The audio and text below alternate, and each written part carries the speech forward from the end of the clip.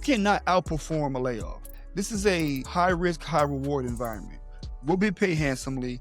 You will get the chance to work for a world-class company, but you have to perform. Just trust in your skill set. And if you don't trust in your skill set, then go deeper on how you can get better with that. What's going on, yo? Welcome to Care to Elaborate podcast. Today we talk about corporate catfishing. For those who don't know what that is, it's when the company sells you on a certain idea or ideals, and when you get inside the building, it's not that. It's nothing like that. And I think that most of you have been there before, specifically working in a corporate environment where we can talk about the rollback of DEI, right? Where that was a prevalent conversation for everybody maybe 3 or 4 years ago. But as soon as some situation in the ecosystem changes, everybody backtracks real like Homer going back into the bush. Everybody just slowly. Not that meme. We gotta insert that meme. Everybody go back slowly, like, yeah, we don't know what you're talking about. Today we're talking about work families, or how to try to sell us on work families, only for them to fire you via calendar invite. Today we're talking about when you do a cultural presentation and they don't even know what Juneteenth is. Today we're talking about how these jobs aren't loyal, layoffs are becoming more rampant. Taylor, talk to us about what we got going on today. That you hit a lot of things on the head. I mean, the part about we're family, I've heard so many times that we are family, but then they forget your birthday and they also don't give you a raise. Like, that's how you my family member and you're not even advocating for me. Or the idea that, your job is loyal to you when really, some of them people may be going and talking behind your back. Okay, but we're getting into all that today because this is the idea that, your work, they want you to stay here. They say they want to have you. They're so excited. But at the same time, on the other side of the coin, you're really just a number in their system. Taylor, I want to hear from you around when you got to the internship. Was there any differences between what you were shown at the internship versus what you started at the job? I think, yes. So, yes, to answer the question, yes. And I think the biggest thing about going from internship to full time is in your internship, you're protected. Like, obviously, the team, the goal is for them to, show you enough.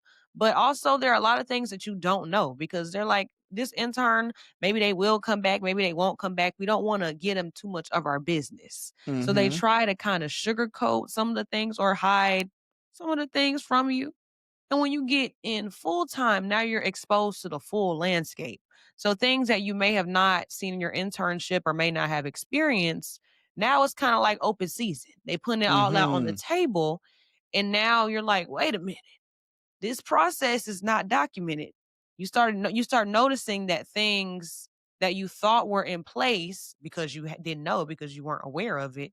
You're starting to notice that they aren't in place, and that now you're expected to be the one that's going to put it back on track. So it definitely was different for me. It wasn't night and day, but it was like I had kind of like a wool or something pulled off of my eyes. Yeah, that makes sense. I think that happens for everybody else in like their probationary period. Everything is so nice and sweet. It's almost like when you're dating, they say you send your representative. It's the honeymoon phase, bro. Yeah, everything be feeling like, you know what, I can get comfortable here until it's not. And sometimes you'll ignore red flags because this may be your dream job, or you've been working so hard for this, or because you've been through 5 interviews. And you're like, I'm just tired. yeah, yeah, I just need I'm something. just give me my check, bro. Just give me my check. And some of the common red flags that you ignore or I've ignored in the past are things like you have to wear many hats. As a hard worker, I'm not immune to continuing to work to do many things, but you realize other teams have one person per project. Which I did not like. That is crazy. Like the fact that people be focusing on one thing. I'm like, Yes, and what? get paid handsomely to do one thing, or things that are like high priority and like gotta get scrappy. What scrappy means is that we don't got money. Right. We're But why unprepared. don't we have money? That's a good question, especially at these big companies. Why don't we have money? What's the What are issue? y'all Like, doing with it? and why can't we use it for the work that we have to do? Another That's red our flag that I point. seen early on is when people get let go and they don't rehire. So who that work go Mm, to? the people on the woo! It went to me. It went to me. That's where it went. But I wanna we on that theme of, being let go. I know Mm-hmm. neither of us here I don't know, have we? We gonna talk about it. Have you ever been blindsided by the "we're letting you go" convo? Kinda. Let's just say yeah, for the sake of conversation, because we potting, I'll say yeah. When I worked at Facebook, I was on contract and I had big boy bills. Like, so I was checking in with my manager around contract renewal often. I got reassurance that it's gonna be, yeah, it'll be renewed. But one day after one of our one-on-ones, she's like, I asked her, she was like, yeah, nah. And I was like, huh?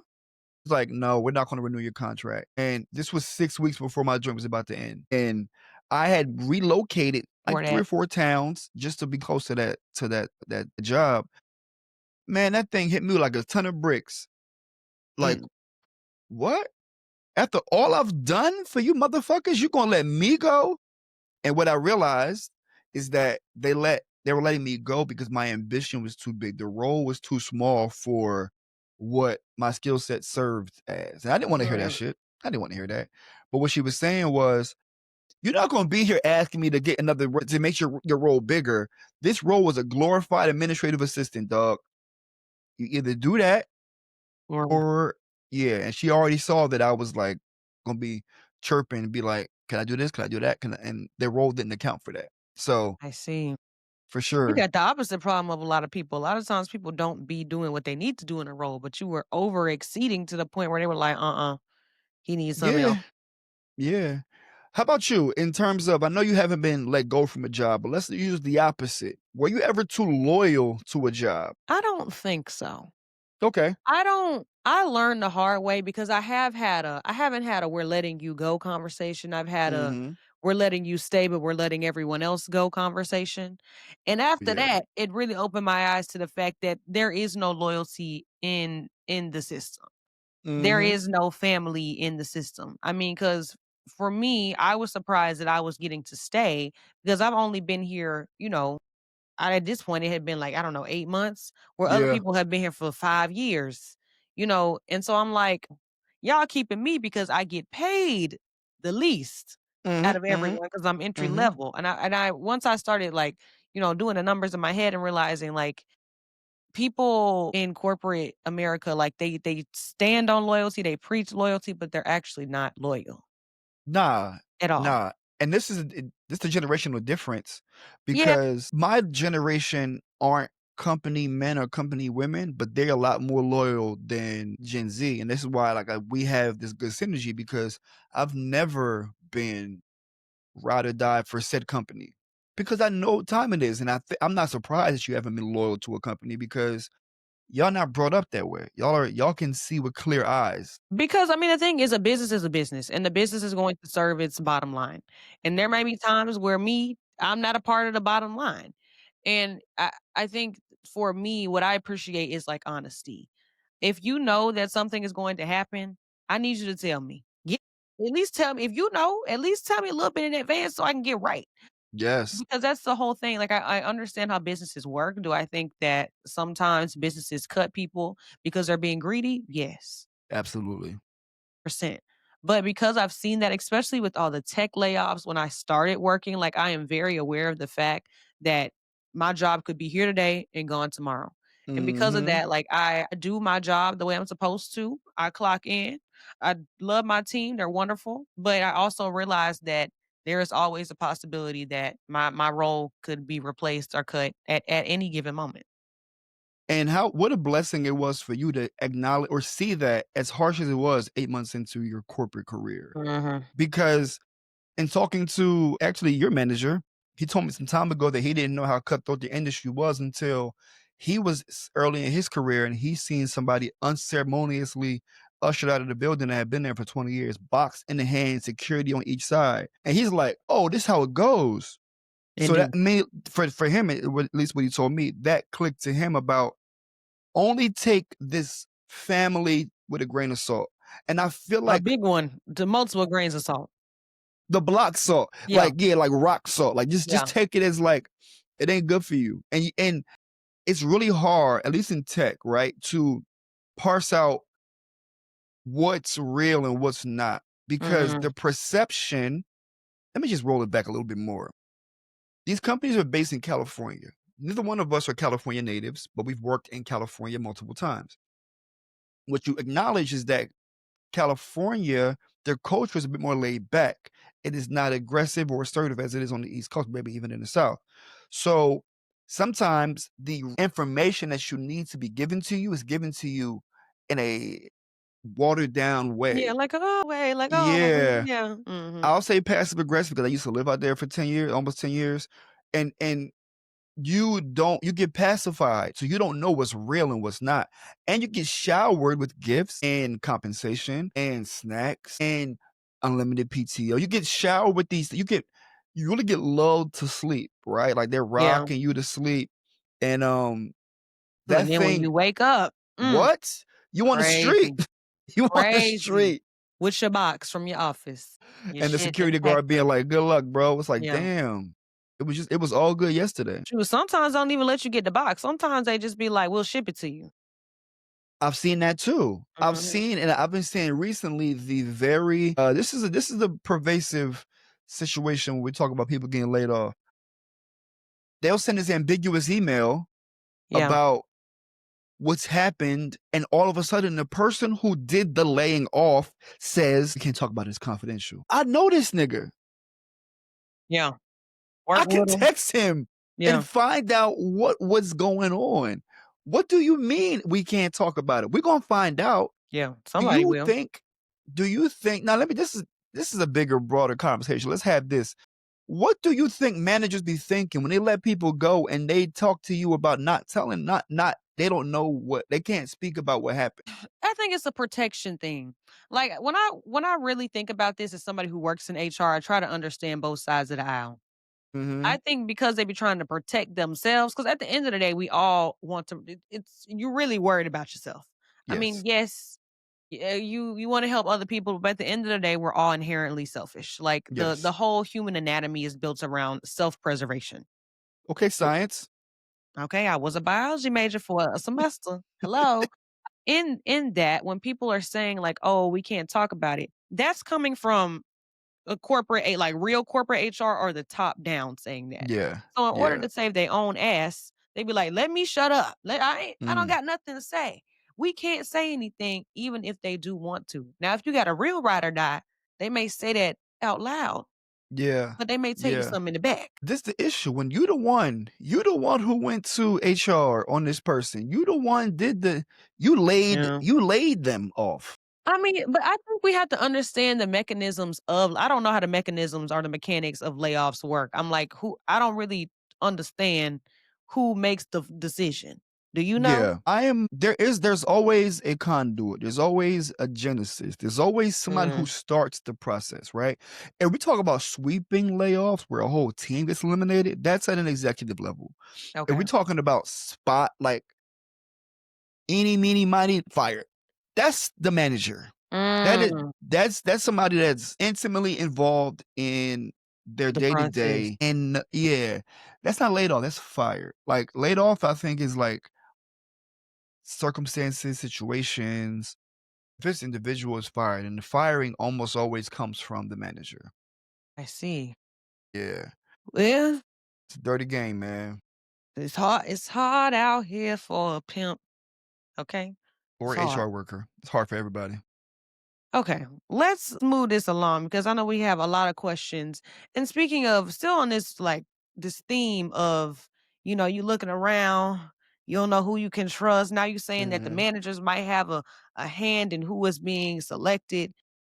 What is something like a red flag or something that you ignored in the past, whether that was about your company or about your manager or about your team or whatever, that makes you like feel uncomfortable or cringe? Like I should not have ignored that. Two things I would say off the top of my head. Number one, it would be lip service.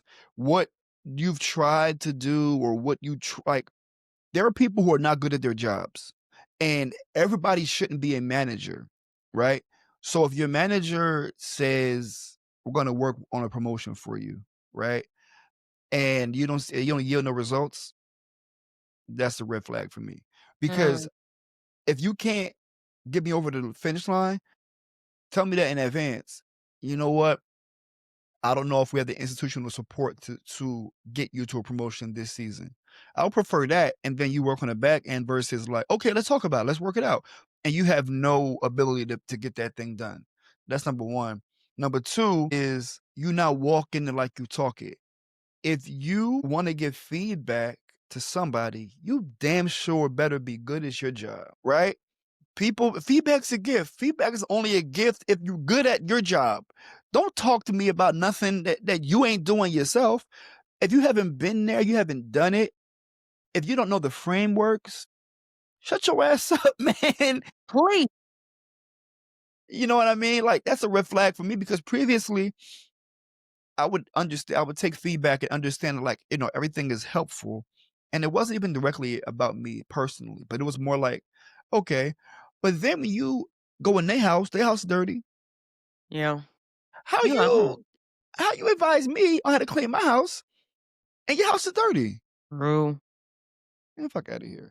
So those are the red flags that I previously ignored and just in the vein of trying to do a good job. But how about you? Were there any red flags that you saw that you were like you bypassed, but now you reflect back like that's some bullshit? Whispers. Talk to me about that.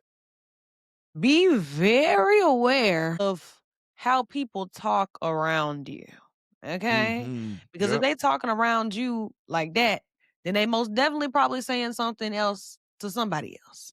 Yes. And I Yes. think the idea of friendship at work, you have to be Ooh, very careful on like who is your real friend versus who you may your say work something friend. to occasionally if they Yep. say something to you first. And even then, you Mhm. got to be careful with that. Like, I think to me, the idea of like just being very cognizant of what is going on outside of yourself. You got to be very aware. Can I say something about this? Uh huh. A word to the wise is you have to, if it's via text message, if it's via phone, if it's via Slack message, if a teammate is venting to you about another teammate, you as the receiver of the information need to treat it like you on three-way with that person listening. And I say that to mean like, would you still support the things that they're saying if you knew the other person that you're talking about was on the line also, right? Let's say that it was, I don't know, Jack. Taylor talked to me about Jack. And I'm like, yeah, Jack do be fucking up. After you said, Jack's like, oh, I thought that me and Travarus were cool, right? You got to remain neutral when somebody's venting to you because you don't know what they're going to go tell the other person that you agreed with. You know what I mean? Like, you don't know what their relationship is. So you got to be really careful about what you co sign. Talk in code. Be like, Yes. I be, yeah, talk in code. Or call somebody. Yeah. Or talk to somebody outside. Like, this is only when you're not the ventor, I'm the ventee. I can't confirm what her feelings are about you because if I do, that means that she can go then tell Taylor, Travaris did think that, yeah, Travaris agreed with me that you do be, a little late with your projects. It's like, what? Meanwhile, you ain't said nothing. You just said, mm-hmm. I know it be like that sometimes. Nah, nigga. Like, that be my good one. It do be like that. Gotta hit it with the wow. That's amazing. Wow. What made you feel that way? Like, I be, had them wow. keep had them keep talking about their feelings. Don't let Or them I'd be rope like you in. I'd be like, "LOA, yo." That's what I'd be like. That's my go-to. Or I'd be like, Practice "LOL." those. Practice those. Yeah, bro. You have to be just everyone here be real careful. And there normally is gonna be someone who you can actually trust, I will say. There normally is Mm-hmm. that one person. But just be cognizant. Stay on Yeah. your toes. You need Just hold tests. down. There's a few tests that you have to do. Hold on, tell me about these tests. Let me take some notes. You got to figure out who you can take outside the workplace with you, Mm. right? Sometimes a conversation bleeds into some personal stuff and you feel a trust, but sometimes that trust can fail you because you don't know how that person is. If the person that you're talking to remains the same at work as they do outside of work, I feel that's a more trustworthy person because they're not hiding behind anything. But there's some tests that you just like in the past said something to somebody that I was prepared to come back to me. If it did, I could stand on it, Mm. but I only told that person. So So you knew. Okay, okay, okay. so I would have known if it came back who said it. Mm. 'Cause like, I fuck with you. Then give me give you a little bone, right?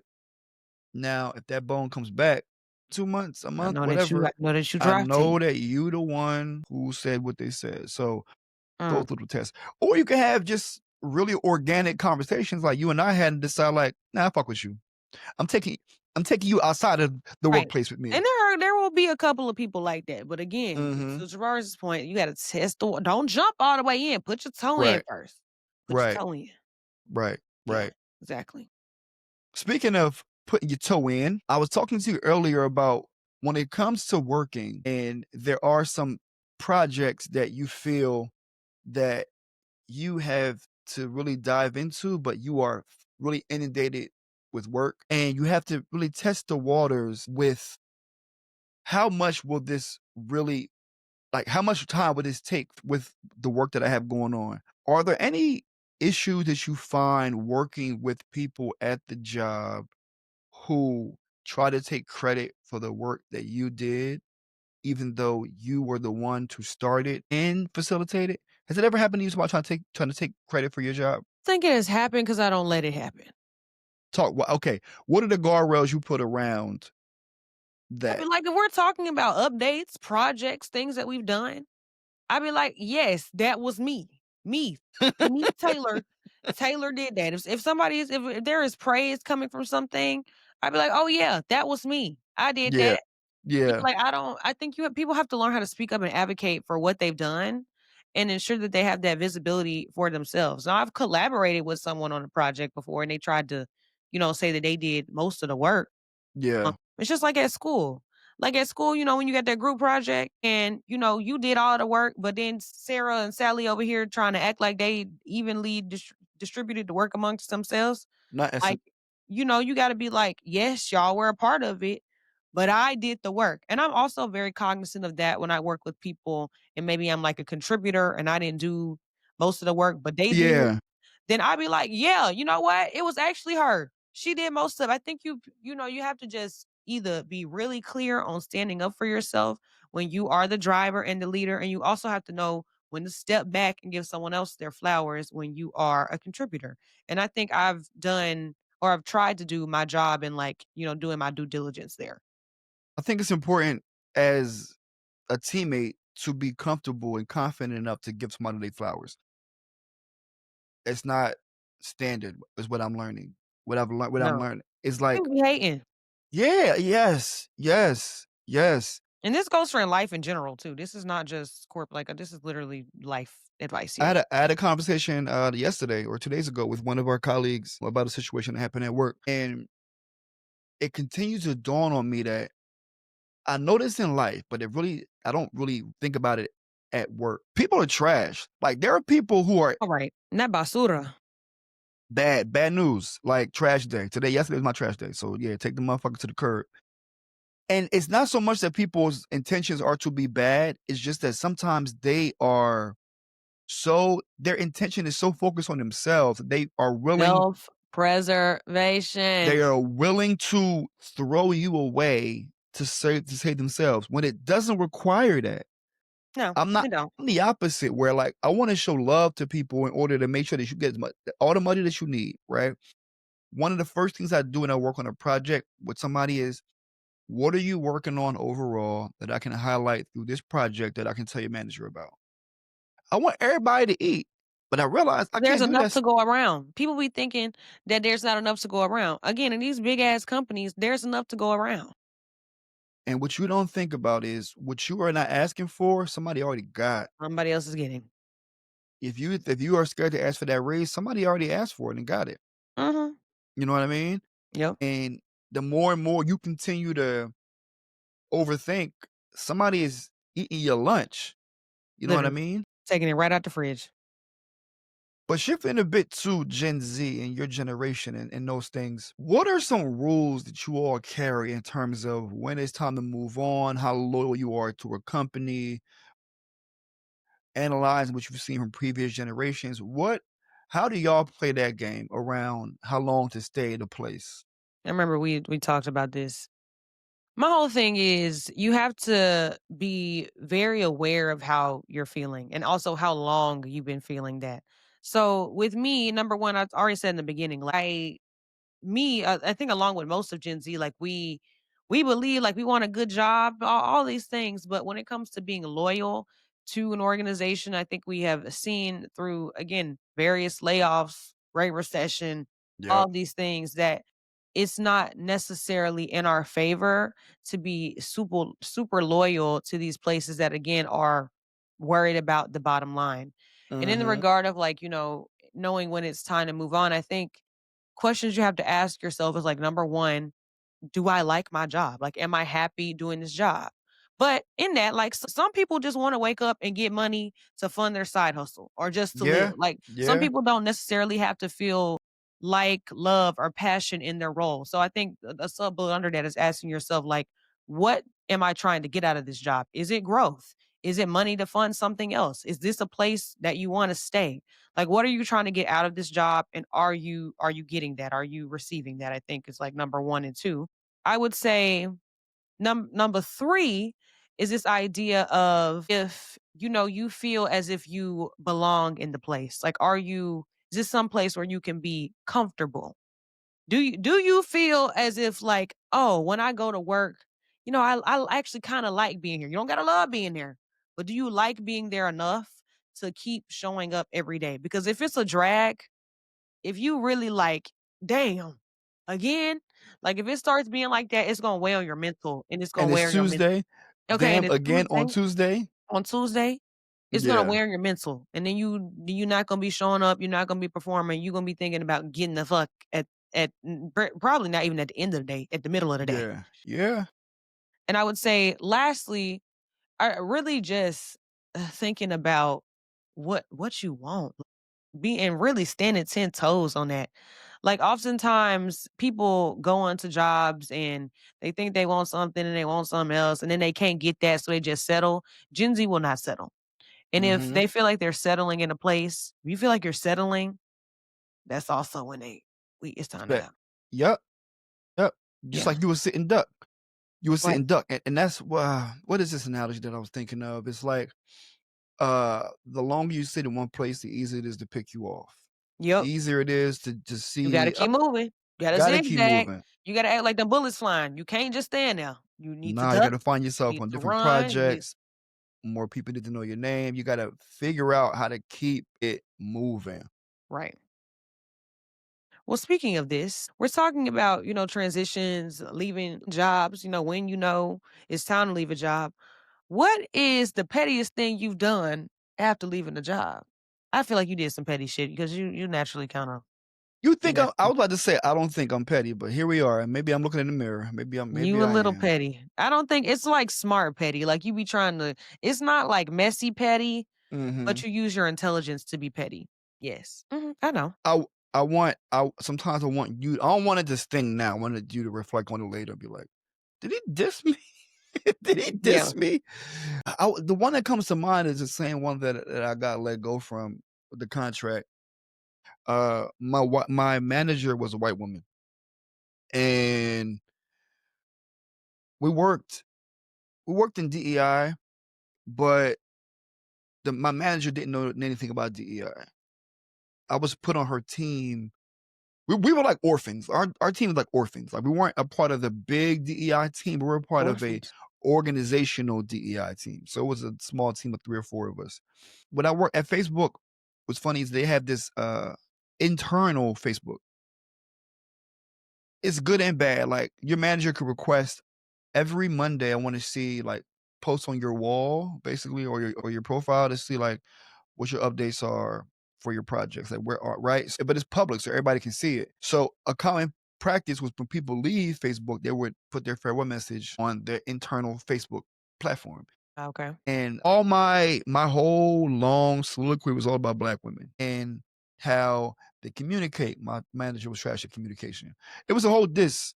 It was a diss. It was a big up of all the black women that have seen me and like understood me, but the subtlety was like you're trash. Like you are, I don't fuck with you at all, right?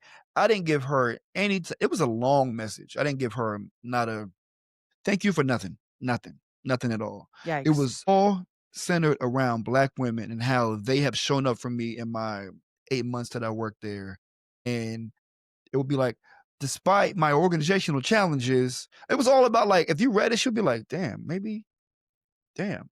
So that's as petty as I got. Making sure that highlight the people who fucked with me while also shading this woman who I didn't give a fuck It's like about. this, little Yeah. shade. But that's as petty as I get is, See, and this is why I mentioned you're petty. See, I'm glad I prefaced with saying you're petty with your intelligence because I was exactly right. I guess you were. But yeah, that's as petty as I get. How about you? I know you haven't left a lot of jobs, but what's the pettiest thing you've done in the workplace? Yeah, let's ask that question. I don't even know. I'll probably be doing petty shit and don't even be knowing, to be honest. You ever left a, a stupid question on red? Like, I know they asked me this. Oh yes, it actually did this week. Somebody said something to me. Somebody said something to me. It was more so of like a comment, and I knew the comment was just incorrect. Like I just knew what they Yeah. were saying was wrong, and that it was just not that's not how we should be doing this. So I just didn't respond. I do that often. Yeah. If I just know Yeah. like the way I'm doing something is more efficient, or some person is just outrightly wrong, yeah, I'd be like, and I look at it and I go, is this Yeah. worth my time? And then I just go on to what No. I'm doing next. I don't even got time to yeah, that. I do that a lot. Now that is I what get that. that's where because I probably have done some more petty shit, I just can't think of it. But that is something that I do. If it is something to where I'm just like, I just don't say anything. Let's take it back to the corporate catfishing. I think this is a good bucket we can dive into and to keep it light. Um, when people at work say culture, when they say culture, what comes to mind for you? How you feel when you walk into work, what the people are like, Mhm. what the people say, how they make you feel. I more so think about feeling. So whether Yeah. that's how the people make you feel, how the workplace make you feel, how you feel when you're doing your job, like I think about what that's like. What about does do the cultural tenets or the mantras of the team, how does that interject into your brain at all? Like what this company's supposed to stand for, not when you're doing your job, but when you are a member of the you are a member of this general team. But Like like, the mission and the values? yeah, like how much does that play into your brain when you're doing your job? I think about it, but I think for me, the thing about that is like these are words on paper. Yes. Yes, But are the yes. people living the words? Which is why I say I'm more so concerned about the people. Because the Yeah, mission and the value is great. Like it's great to have the paper to see how the people should be living, but are the people living that way? yeah, And that's why I think a lot of the times like people associate culture with like what's on the website and what you see, but you really just talk to the people. yes, Right. yes.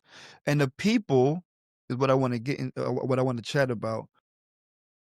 How can you translate these grandiose words, right? And your experience at this place does not lend itself to what the words are because the people aren't living up to that thing, right? And this is where the corporate catfishing comes in. I thought this was a place where you could thrive based on these four things. I think I'm exhibiting these four things, but you are in my way, or you're not exhibiting any kind of leadership. You're not exhibiting any kind of, I don't know, uh, creativity. Authenticity. Oh, you're not giving me that. So how am I supposed to thrive in an environment where them niggas is lying to me? How would you advise one of your mentees that came to you and asked you that question?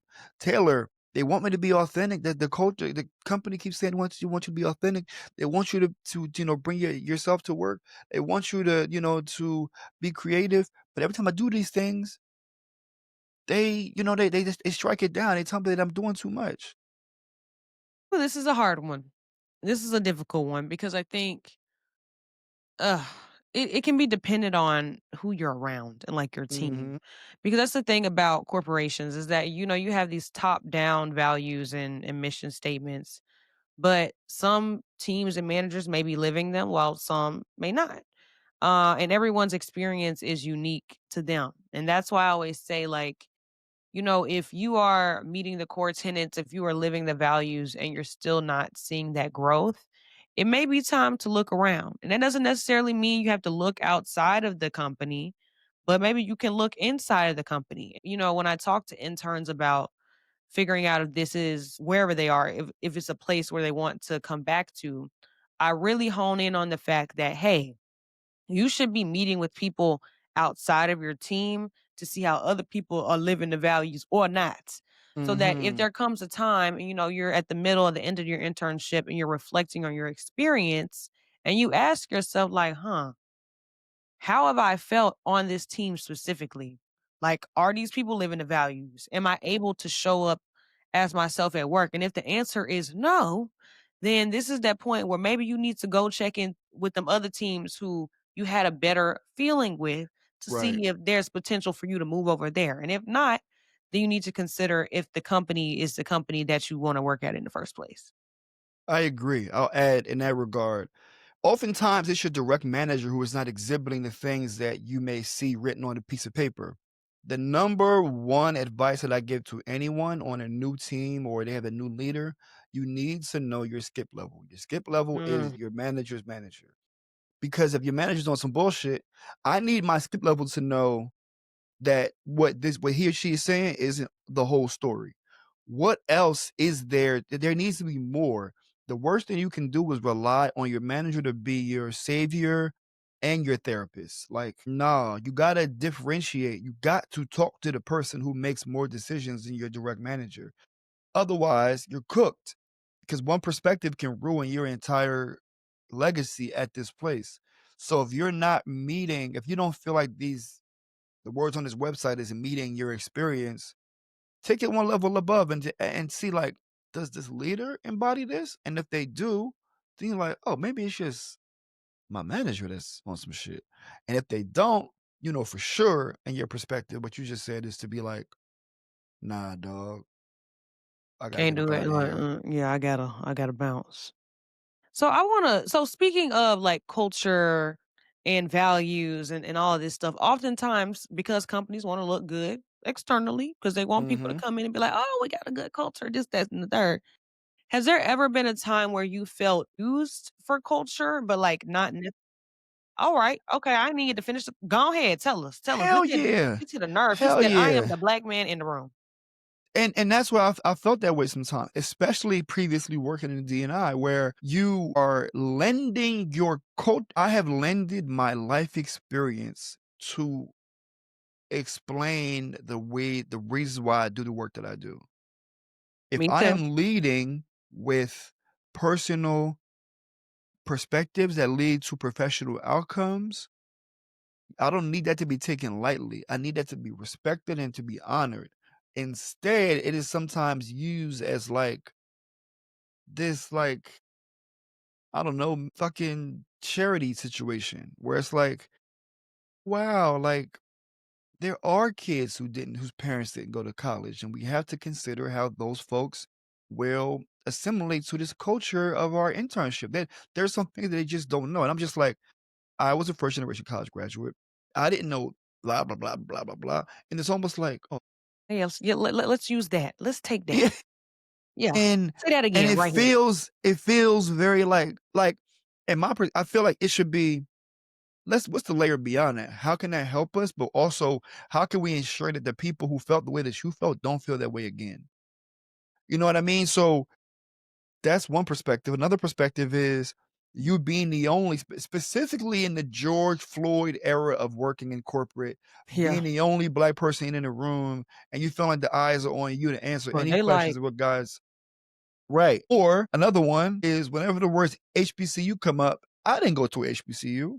I'm mm, not an expert. I went right. to a PWI like you. So I have a general understanding of what the HBCU experience was, but I can't tell you with certainty. And I don't want you to take my limited perspective and to staple that to the project because it's a limited perspective. I didn't go to an HBCU. So those are a few ways where I feel like as a black person in corporate America, if you don't think that your experience is being used in a pervasive way, you're not looking hard. How about you? And from your perspective, because you all Mm. were coming of age in the George Floyd shadow, right? Like y'all were getting y'all first job. Some of y'all were still in college, and the Breonna Taylors and Mike Browns. Y'all were kids when this stuff was going on. Yeah. So, how is have you ever felt used in the I think workplace? I wouldn't necessarily say in the workplace because in my experience in like doing DEI, I wasn't necessarily used for my culture, but not seen for my value. I think the two were more hand in hand in my experience. Mhm. However, in going to a PWI, yes, I definitely felt that.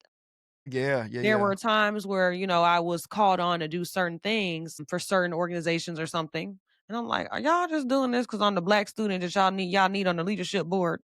Right. I'm For the like, I do bring a brochures? lot of value to the table, but like, and specifically in some roles, I think that, I was offering a lot of opinions, a lot of tidbits, a lot of advice, Mm, and it wasn't necessarily being taken because they needed me for this tokenism type thing. yeah. Yeah. Yeah, that, and when I was in school, it was the brochure. They needed at least one black Yeah. person on Were the you the one they called to take the picture? Nah, it wasn't me. I wanted to be Okay. that person. They always got that one. They be like, yeah, we need you here. Go stand right here in the Yeah. middle.